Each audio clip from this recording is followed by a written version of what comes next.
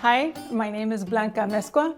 I am a Mexican-born American immigrant artist, and I live in New York City.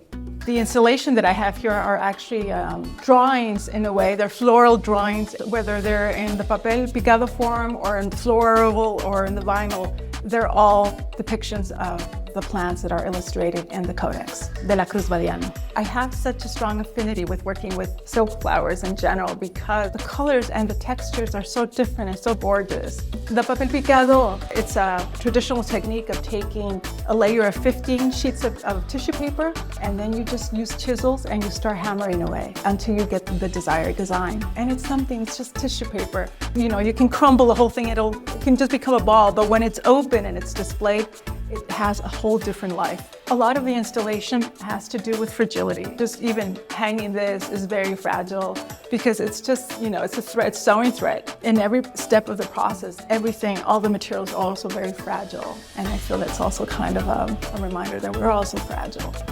The installation is really an invitation for us to reconsider the natural world. So I hope that whoever sees the installation not only thinks about, learns about the codex, but also that they think about the things that they have, immediately available here and ways we can reconsider and think about the way we heal our bodies.